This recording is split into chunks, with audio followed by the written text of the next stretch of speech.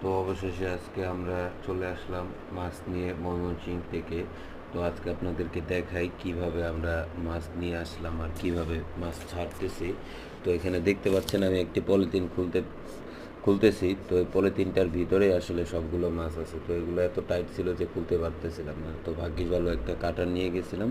তো এই কাটার দিয়ে এখন কাটবো, কিভাবে আপনাদেরকে দেখাচ্ছি। তো কিভাবে কাটার পরবর্তীতে তারপরে মাছগুলো ছাড়ি, শেষ পর্যন্ত দেখতে থাকেন কি করি। তো এখানে আমরা আনছি প্রায় 4,000-এর মতন মাছ আনছি। তো এই যে দেখেন এটার ভিতরে আছে কত ছোট ছোট তেলাপিয়া, এগুলো হচ্ছে মনোসেক্স তেলাপিয়া।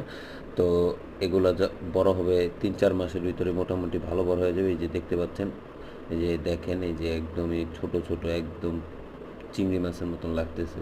তো এগুলোকে আমরা আপাতত এখানে আপলোড করে দিলাম।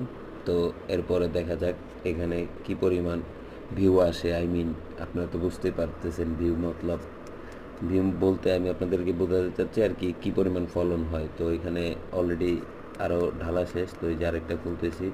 তো এটাও খোলার পরে আস্তে আস্তে সবগুলো ঢেলে দিব।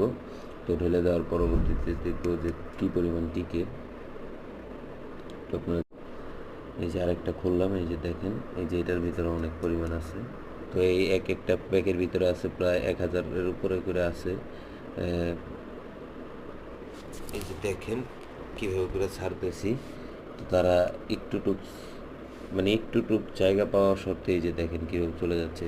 দেখে মনে হচ্ছে চিংড়ি মাছের থেকেও ছোট ছোট, কিন্তু এগুলো সব তেলাপিয়া, মনোসেক্স তেলাপিয়া। যারা চিনেন তারা অবশ্যই কমেন্ট করবেন।